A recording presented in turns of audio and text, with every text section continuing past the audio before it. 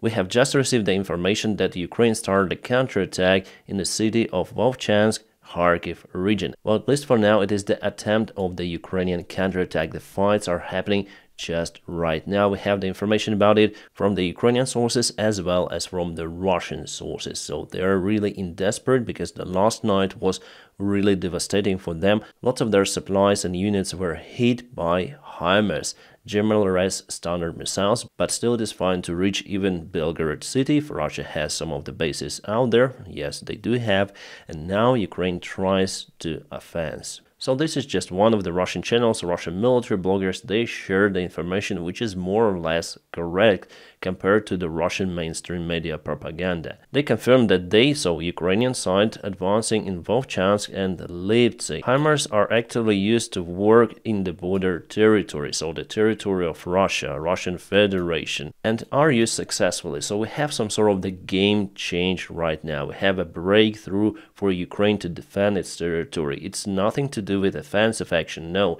targeting Russian bases is first of all to protect Ukrainian soil. And we also have the reports that Ukraine started to use the strikes on the Kursk region of Russia. So Kursk Oblast is actually over here somewhere. It's not Belgorod Oblast, no. It is bordering the Sumy region of Ukraine, and there Russia concentrated their forces for the possible intervention into Ukrainian territory, their offensive action as they did in Kharkiv, for example. For now, this group counts around 12,000 soldiers, and there are some of the reports that Russia might use them for the strike, but we know that Ukraine started the proactive action, protecting the territory by targeting the Russian forces out there. It means that the Western weaponry is used not just to protect the Kharkiv city, but also to protect Sumy.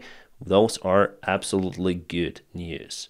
So in general, according to the Russian information, Ukraine started to counteroffense in Liptsi and also in Vovchansk, but Ukrainian sources are very cautious presenting that information. They mostly say that heavy fights are ongoing and we are also offending, but the scale of the counteroffensive is yet unknown. Maybe it's just a try to check out the Russian resources. This morning I obtained information from one of our soldiers. He said that after the night HIMARS strike, Russians were absolutely calm this morning, but later on the fighting started and probably were offending. He cannot clarify that information because it's basically classified.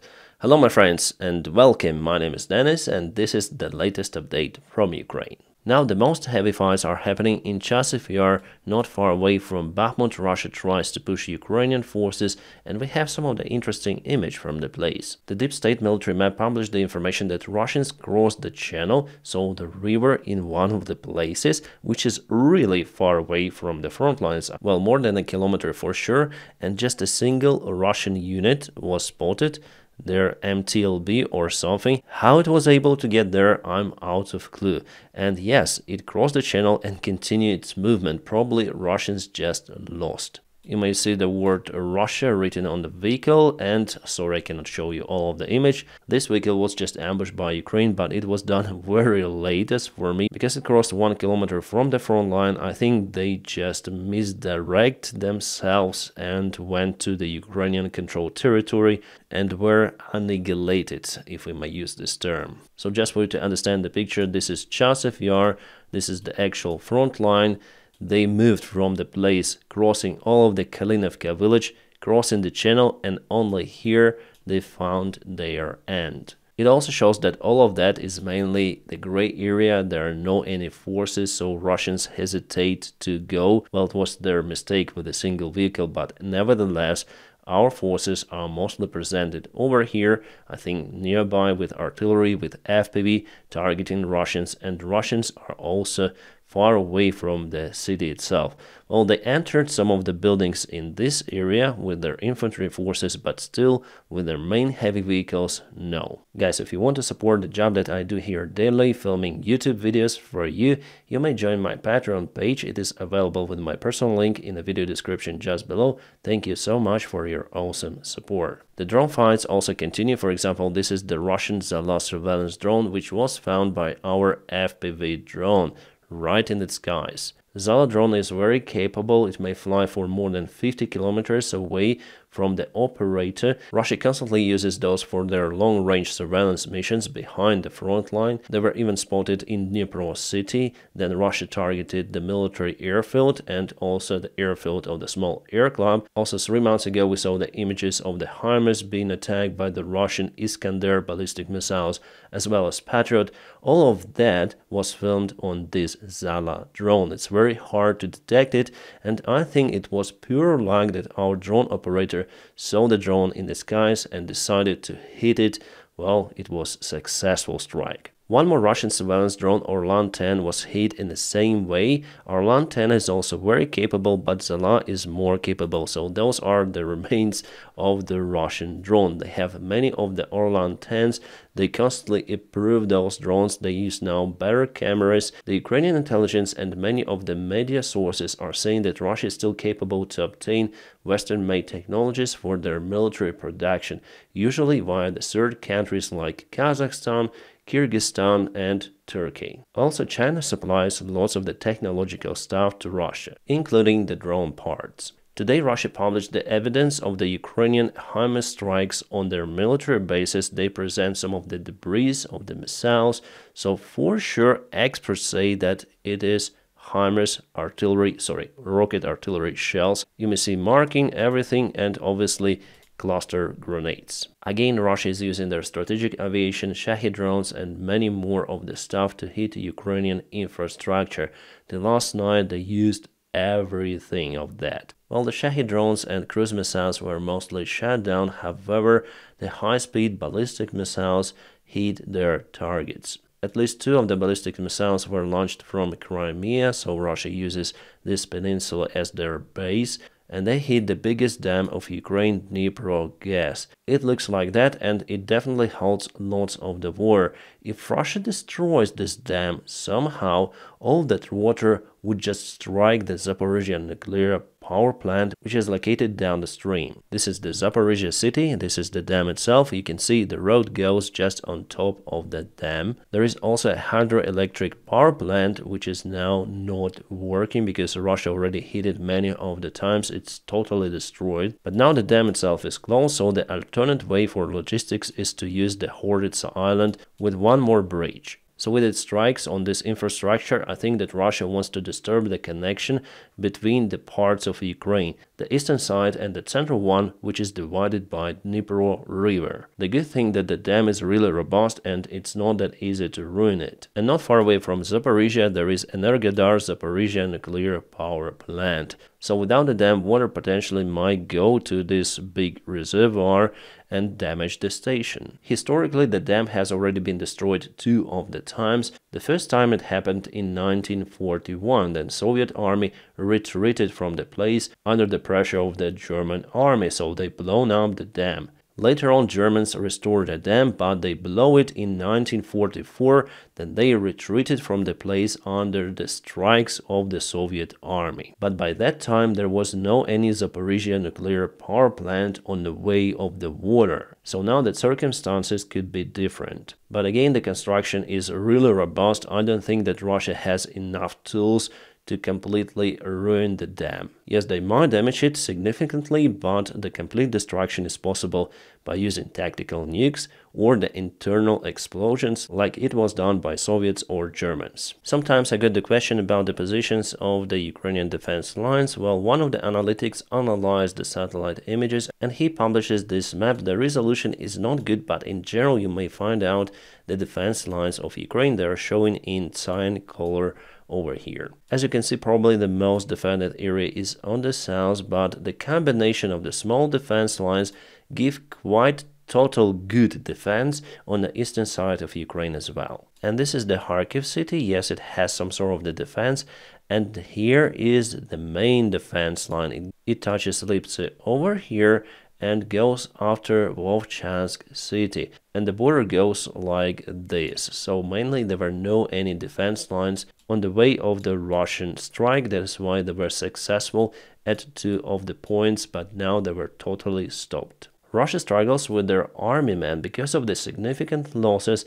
They are now searching for those among the Russian men. They're basically forcing some of the men to renew their data in the military conscription centers. But after they go there, Russia takes them to fight on the front lines. Well, in Ukraine we also have very similar picture, but before in Russia it was more or less okay. They say that they have lots of the volunteers, they also hire people from abroad, but for now we see that it's not enough, especially if they plan to continue this war. So the mobilization in Russia is imminent. Will be announced openly because according to their law, the previous mobilization wasn't really cancelled.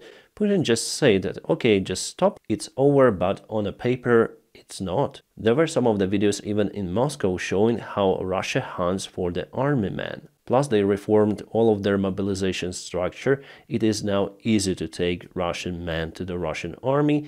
In Moscow, for example, everything is united into the single military conscription center. All of the mobilized Russian men are delivered there. I would bet that this year Russia will finally announce a new wave of mobilization to mobilize around 300,000 Russian soldiers, because they need those to open new front lines, as they say, on the northern part of Ukraine, for example in Sumy, Chernihiv, and maybe even towards Kiev, because they send their forces, now technical equipment, to Belarus once again. We have the confirmation about it. But sometimes they're not really successful in sending their forces. For example, today a railway was cut in one of the regions of the Russian Federation, so one of the trains went off the rails. The good thing for Ukraine that Russia has absolutely tremendous losses in their artillery systems. According to the latest statistics, the losses for the Russian army are the highest since May last year. However, Ukraine also started to lose lots of the artillery systems. I may see it in every report about the vehicle losses,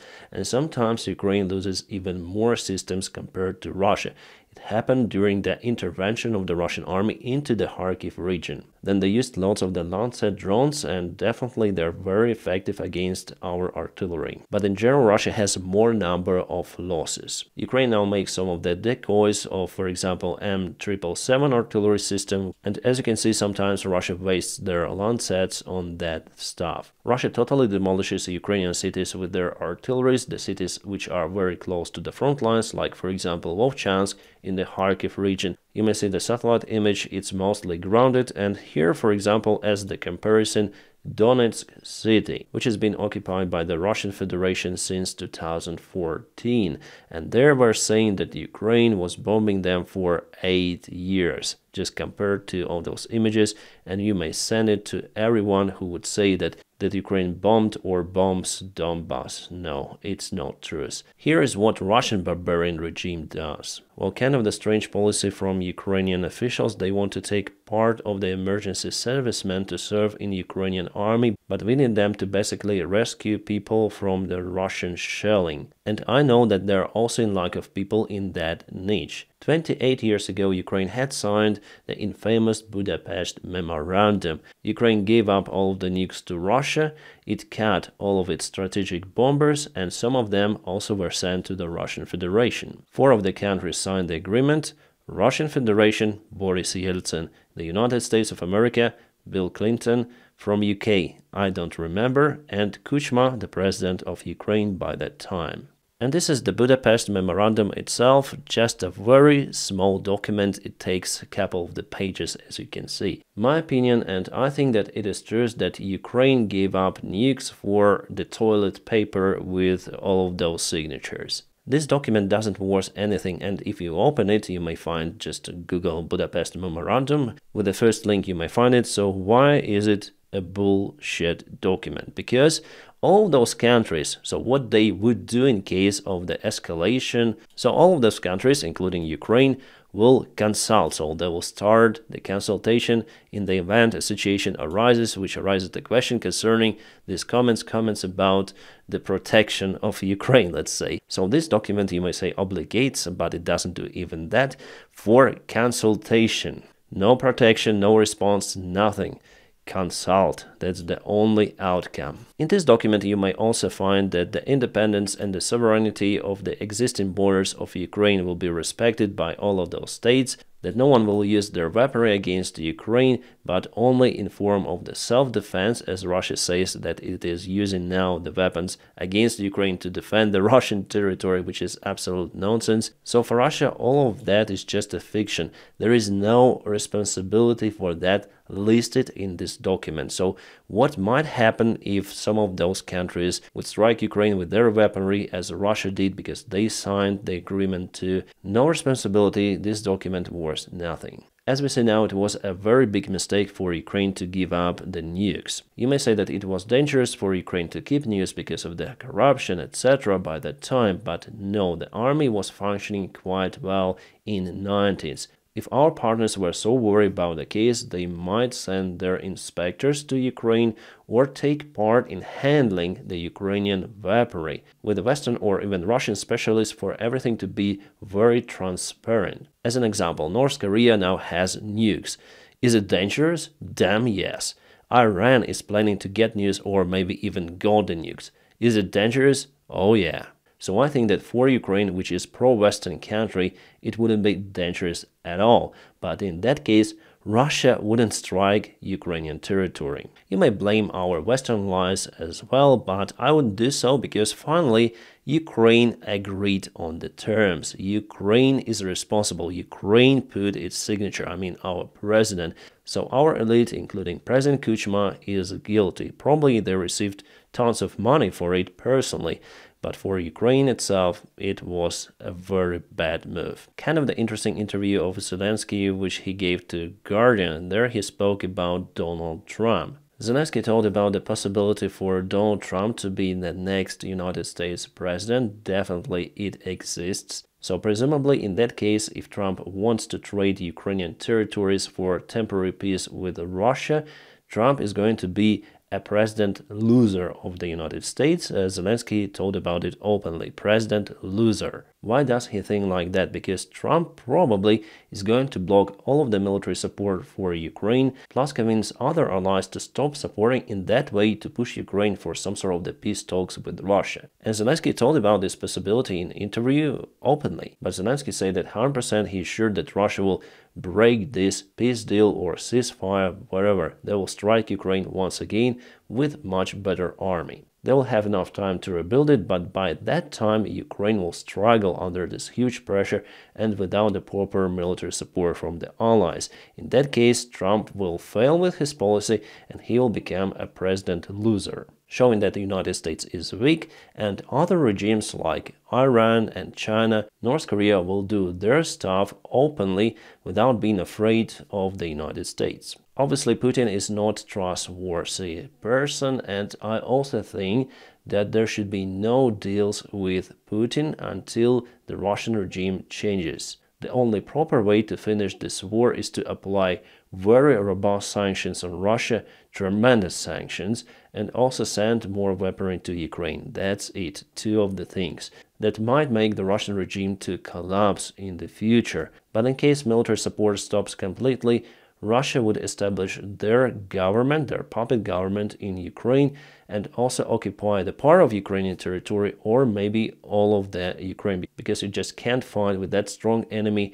without any weapons. Still, there will be a partisan resistance, but after some time Russia also might handle that, as well as it happened already before with many of the Ukrainian partisan movements during the Soviet times and also Russian Empire times. There was the interview of the Donald Trump Jr., the son of Donald Trump, to Tucker Carlson. Well, I watched the part of it, and mostly there's some of the conspiracy theories, some part of the Russian propaganda, and all of that mixed with partial truths. So they take partial truths. If, for example, the population of Ukraine is declining, many people are leaving the country, many people are just dying in this war, but they exaggerate that data, saying that Ukraine is no more after 50 years, for example. Absolutely tremendous losses for Ukrainian army, even more compared to the Russian one. So they do this stuff for purpose, for their own propaganda. What worries me that it could be Trump's next policy if he takes the power in the United States. Right, we have pretty much high detailed image of the Russian Sevastopol Bay, showing that there is more Zircon ship, but some of the debris are on the water. There is a rescue boat, so the source sharing this information claims that probably Zircon Russian ship went down to the bottom of the bay. 10 days ago we had the information that it was hit, and now it is gone. Right, just a quick frontline review from the other sources. Well, Russia took the part of Robotyne, causing some of the losses for Ukrainian army, unfortunately, and they also tried to attack near Myrna village, near Nestranka as well. It's a new direction of the Russian offensive because they were not really successful in Robotyne and in all of that area. We see how it goes. For now, they took few of the fields. The main Ukrainian defense line is located over here, so really far away from the actual battlefields and behind the city of Orikhiv, the town of Orikhiv, sorry. Also, Russia continued their attempts in expanding their bridgehead in Solovyovo. Well, yesterday we got this update from the Deep State military map. For today we have it from this source. The pace of the Russian army is not that high in this place. There was a big meeting of Orban supporters today in Budapest, the capital city of Hungary, where Orban said that his goal is to interfere into the possible war between European Union and Russia, so he somehow wants to hold the European Union from the further escalation, as he mentioned. I think in this case letting only Russia to escalate, giving them the opportunity to reach their goals in Ukraine, I guess. Well, what can I say? Orban is clearly a pro-Russian guy, and he really tries to interfere in any sort of the help for Ukraine. The good thing that there are some talks ongoing for the United States to apply sanctions against China companies or banks over Russian war support, so we see that China also escalates. They support Russia more and more, and I believe they also send their weaponry to North Korea, and after it is shipped to the Russian Federation. I have no proofs of that, but I think it is happening like that. My friends, now don't forget to press your huge like to this video. By doing so you help me a lot, and as usual I wish you all a peaceful sky wherever you are, and have a great time.